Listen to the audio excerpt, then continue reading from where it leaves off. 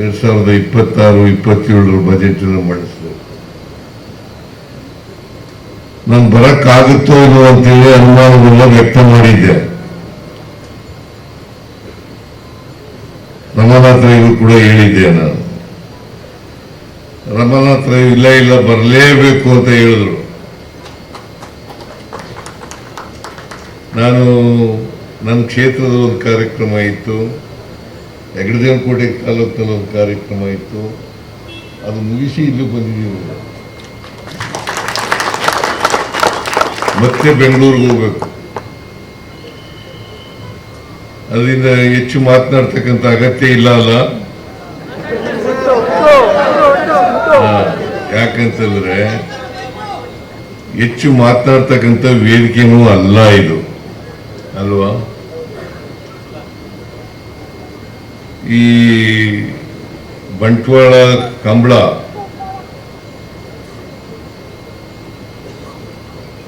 ಅದಕ್ಕೆ ಹೊನಲು ಬೆಳಕಿನ ಮೂಡೂರು ಪಡೂರು ಜೋಡು ಕೆರೆ ಬಯಲು ಕಂಬಳ ಅಲ್ಲ. ಇದನ್ನ ಅತ್ಯಂತ ಸಂತೋಷದಿಂದ ಉದ್ಘಾಟನೆ ಮಾಡಿದ್ದೇನೆ.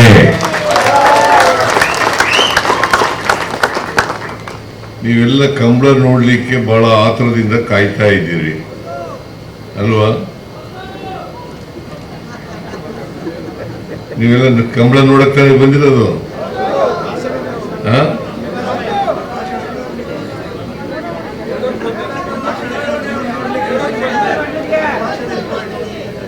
ನನ್ನೂ ನೋಡಕ್ ಬಂದಿದ್ದೀರಾ?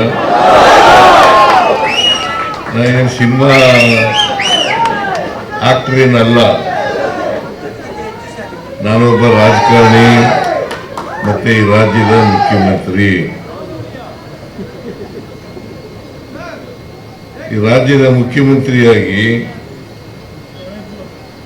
ಸಮಾಜವನ್ನ ಬದಲಾವಣೆ ಮಾಡಲಿಕ್ಕೆ ಪ್ರಾಮಾಣಿಕ ಪ್ರಯತ್ನವನ್ನ ಮಾಡ್ತಾ ಇದ್ದೇನೆ. ಬಡವರು, ದಲಿತರು, ಹಿಂದುಳಿದವರು, ಅಲ್ಪಸಂಖ್ಯಾತರು, ರೈತರು, ಹೆಣ್ಮಕ್ಳು, ಕಾರ್ಮಿಕರು ಇವ್ರ ಪರವಾಗಿ ಕೆಲಸ ಮಾಡ್ತಾ ಇದ್ದೀನಿ. ಸಮಾಜದಲ್ಲಿ ಯಾರು ಕಟ್ಟ ಕಡೆಯ ಮನುಷ್ಯ ಇದ್ದಾರೆ ಅವರೆಲ್ಲರೂ ಕೂಡ ಮುಖ್ಯವಾಹಿನಿಗೆ ಬರಬೇಕು.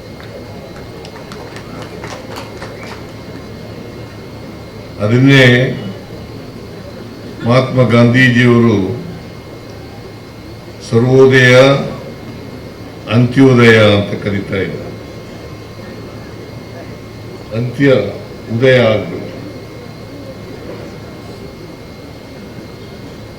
ಯಾರು ನಿಶಕ್ತ ಜನ ಇದ್ದಾರೆ, ದುರ್ಬಲ ವರ್ಗದ ಜನ ಇದ್ದಾರೆ, ಅವ್ರಿಗೆ ಶಕ್ತಿ ತುಂಬತಕ್ಕಂಥ ಕೆಲಸ, ಅವರಿಗೆ ಸ್ವಾವಲಂಬನೆಯನ್ನು ನೀಡ್ತಕ್ಕಂಥ ಕೆಲಸ ಆಗಬೇಕು. ಇದು ನಮ್ಮ ಸರ್ಕಾರದ ಗುರಿ. ಅದಕ್ಕೋಸ್ಕರನೇ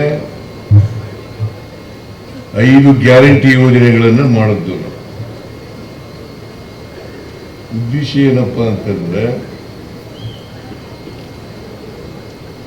ಪ್ರತಿಯೊಬ್ಬರಿಗೂ ಕೂಡ ಸಾಮಾಜಿಕವಾಗಿ ಆರ್ಥಿಕವಾಗಿ ಶಕ್ತಿ ಬರಬೇಕು.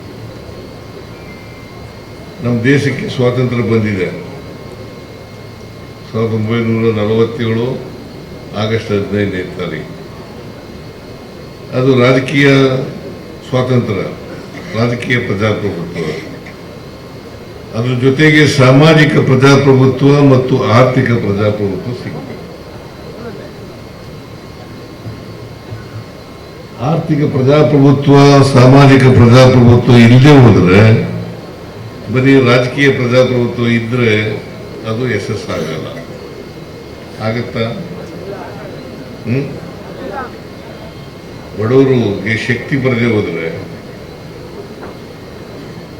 ಆರ್ಥಿಕವಾಗಿ ಸಾಮಾಜಿಕವಾಗಿ ಶಕ್ತಿ ಬರದೆ ಹೋದ್ರೆ ಸ್ವಾತಂತ್ರ್ಯ ಯಶಸ್ಸಾಗ್ತದ? ಅದಾಗದೇ ಇಲ್ಲ. ಅದಕ್ಕೋಸ್ಕರ ನಾವು ಮೊದಲನೇ ಸಾರಿ ಮುಖ್ಯಮಂತ್ರಿ ಆಗಿರುವಾಗ, ನಮ್ಮ ಸರ್ಕಾರ ಇದ್ದಾಗ 2ನೇ ಸಾರಿ ಮುಖ್ಯಮಂತ್ರಿ ಆಗಿರುವಾಗ ನಾವು ಸಮಾಜದಲ್ಲಿ ಯಾರು ಅವಕಾಶಗಳಿಂದ ವಂಚಿತರಾಗಿದ್ದಾರೆ ಆ ವರ್ಗದ ಜನರಿಗೆ ಶಕ್ತಿ ತುಂಬತಕ್ಕಂಥ ಕೆಲಸವನ್ನು ಮಾಡ್ತೀವಿ. ಆ ಶಕ್ತಿ ತುಂಬತಕ್ಕಂಥ ಕೆಲಸ ಕಳೆದ 83ರಿಂದ 88ರವರೆಗೆ ಮಾಡಿದ್ದು, ಮತ್ತೆ 2023ರಿಂದ ಇಲ್ಲಿವರೆಗೂ ಮಾಡ್ತಾ ಇದ್ದೀವಿ, ಮುಂದೇನೂ ಕೂಡ ಮಾಡ್ತೀವಿ.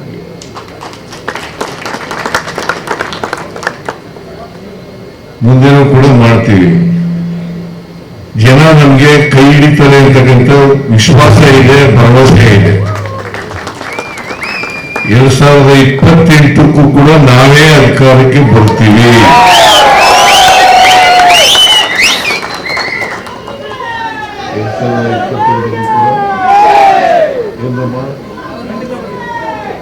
ನಡೀತಾ ಅಲ್ವಾ?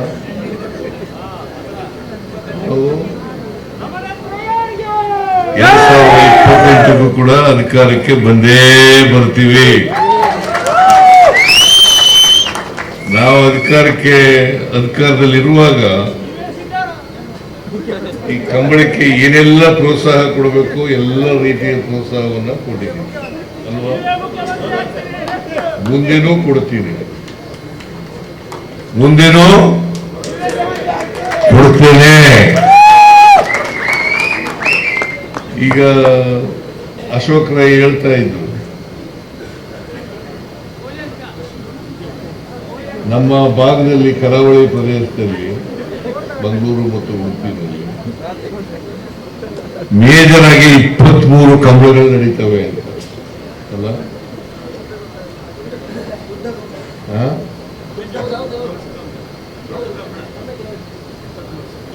23 ಇವರು ಬೆಂಗಳೂರಿನಲ್ಲಿ ಮಾಡಿದ್ರು ಕಂಬಳವನ್ನು. ಅಶೋಕ್ ಕುಮಾರ್ ರೈ ಒಂದ್ಸರಿ ಬೆಂಗಳೂರು ನಗರದಲ್ಲಿ ಕಂಬಳ ಏರ್ಪಾಡು ಮಾಡಿದ್ರು, ಅರಮನೆ ಆವರಣದಲ್ಲಿ. ಅಲ್ಲಿಗೆ ಹೋಗಿದ್ದೆ ನಾನು.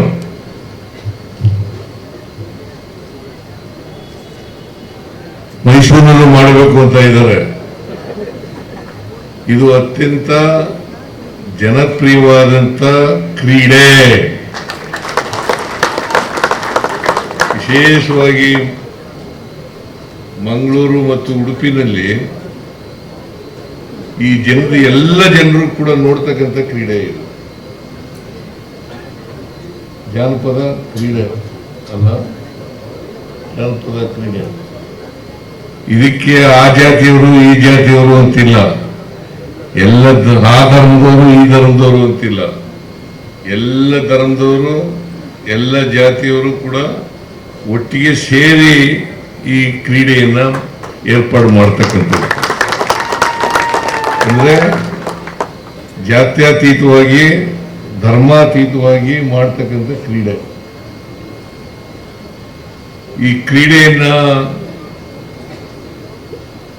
ಉಳಿಸ್ತಕ್ಕಂಥದ್ದು, ಬೆಳೆಸ್ತಕ್ಕಂಥದ್ದು ನಮ್ಮೆಲ್ಲರ ಜವಾಬ್ದಾರಿ ಅಲ್ವಾ?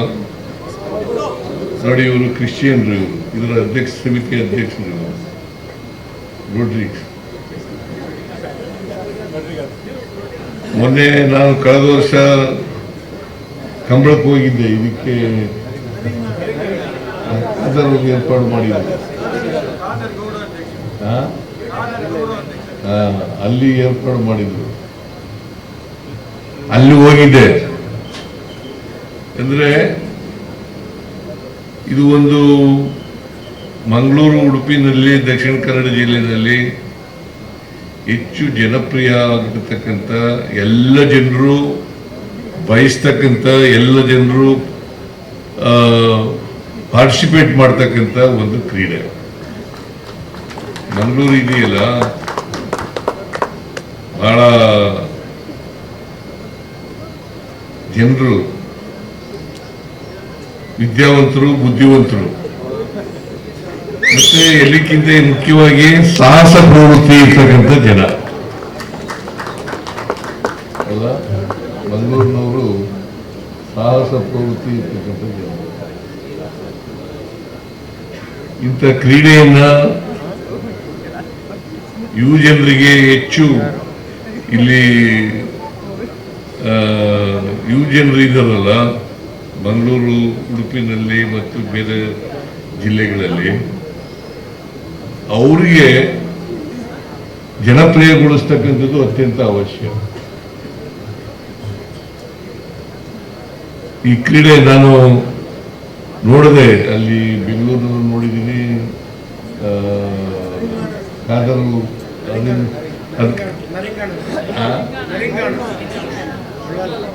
ಉಳ್ಳಾಲ ಅಲ್ಲಿಗೆ ಹೋಗಿದ್ದೆ. ಇನ್ನೂ ಒಂದ್ಸಾರಿ ಇವನು ನಮ್ಮ ಮೂಡುಬಿದ್ರಿಗೆ ಹೋಗಿದ್ದೆ, ವಿರೋಧ ಪಕ್ಷದ ನಾಯಕನಾಗಿದ್ದಾಗ ಮೂಡುಬಿದ್ರಿ ಚೆನ್ನಾಗಿರ್ತದೆ.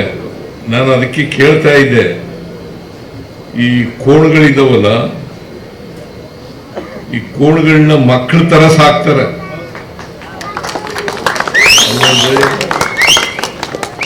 ಮಕ್ಕಳ ತರ ಸಾಕ್ತಾರೆ, ಮಕ್ಕಳನ್ನು ಅಷ್ಟೊಂದು ಚೆನ್ನಾಗಿ ಸಾಕ್ತಾರೆ ಏನೋ ಗೊತ್ತಿಲ್ಲ.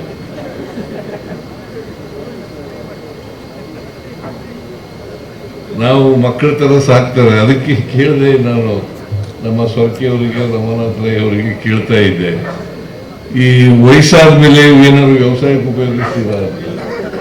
ಇದು ಉಪಯೋಗಿಸೋದೇ ಇಲ್ಲ ಅಂತ ನನಗೆ ಮಾಹಿತಿಯನ್ನು ಕೊಡ್ತಾರೆ. ಸೊ ಅದರಿಂದ ಈ ಕೋಣುಗಳಿದಾವಲ್ಲ, ಈ ಕೋಣುಗಳನ್ನು ಅದು 10 ರಿಂದ 15 ಲಕ್ಷ ರೂಪಾಯಿ, ಇನ್ನೂ ಜಾಸ್ತಿ ಆಗುತ್ತೆ, ಇನ್ನೂ ಜಾಸ್ತಿ ಆಗುತ್ತೆ ಅಂತ ಹೇಳ್ತಾರೆ. ಏನು ಎಷ್ಟಾರ ಆಗಲಿ, ಆದರೆ ಕೋಣುಗಳನ್ನ ಓಡಿಸೋದಿದೆಯಲ್ಲ, ಅದು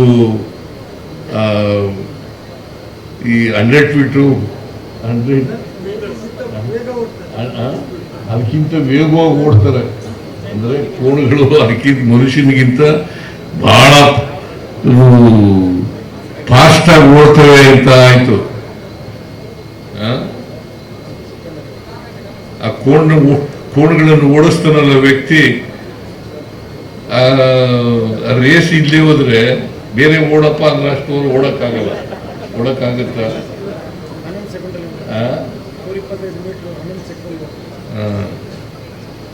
ಸೊ ಅದರಿಂದ ಇಂಥ ಒಂದು ಕ್ರೀಡೆಯನ್ನು ಉಳಿಸ್ಕೊಂಡು ಬೆಳೆಸ್ಕೊಂಡು ಹೋಗ್ತಕ್ಕಂಥದ್ದು ಬಹಳ ಅತ್ಯಂತ ಅವಶ್ಯ ಅಂತಕ್ಕಂಥ ಮಾತುಗಳನ್ನು ಹೇಳ್ತಾ, ನಮ್ಮ ಸರ್ಕಾರ ಕಂಬಳ ಬೆಳವಣಿಗೆಗೆ ಎಲ್ಲ ರೀತಿಯ ಸಹಕಾರವನ್ನು, ಬೆಂಬಲವನ್ನು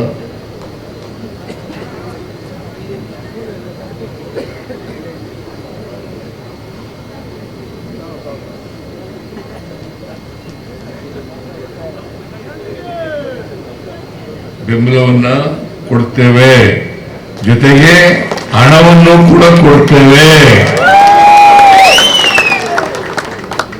ಹಣ ಬೇಡವಾ?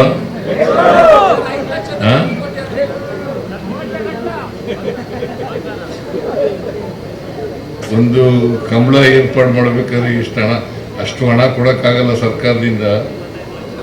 ಆದರೆ ಹಣಕಾಸಿನ ನೆರವನ್ನು ಕೂಡ ಕೊಡ್ತಕ್ಕಂಥ ಕೆಲಸವನ್ನು ಮಾಡ್ತೇನೆ ಅಂತಕ್ಕಂಥ ಮಾತುಗಳನ್ನು ಹೇಳಿದೆ. ಮತ್ತೆ ರಮನಾಥ್ ರೈ ಕ್ರೀಡಾಂಗಣ ಮಾಡಬೇಕು ಅಂತ ಹೇಳಿದ್ದಾರೆ.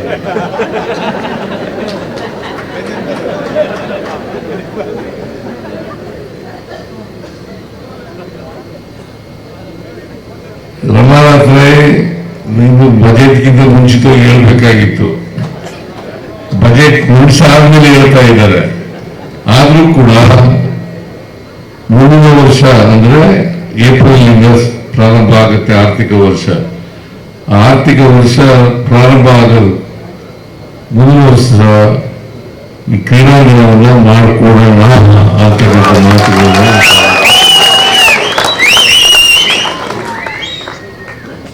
ರಮನಾಥ್ ರೈ ಬಹಳ ಕ್ರಿಯಾಶೀಲ ವ್ಯಕ್ತಿ, ಮತ್ತೆ ಜನಪರವಾದಂಥ ವ್ಯಕ್ತಿ. ಜನಗಳಿಗೆ ಸಮಸ್ಯೆಗಳು ಬಗೆಹರಿಸಬೇಕು ಅಂತಕ್ಕಂಥದ್ದು ಕಾಳಜಿ ಇರ್ತಕ್ಕಂಥ ವ್ಯಕ್ತಿ. ಅಂಥ ವ್ಯಕ್ತಿಯನ್ನ ಸೋಲಿಸತಕ್ಕಂಥದ್ದು ಅನ್ಯಾಯ ಅಂತಕ್ಕಂಥ ಮಾತುಗಳನ್ನು ಈ ಸಂದರ್ಭದಲ್ಲಿ ಹೇಳ್ತಾ ನಾನು ಈಗ ಒಂದು 2-3 ಓಡಿಸೋದು ನಾನು ನೋಡ್ಬೇಕು, ನಾನು ನೋಡ್ಬಿಟ್ಟು ಹೋಗ್ಬೇಕು. ಅದರಿಂದ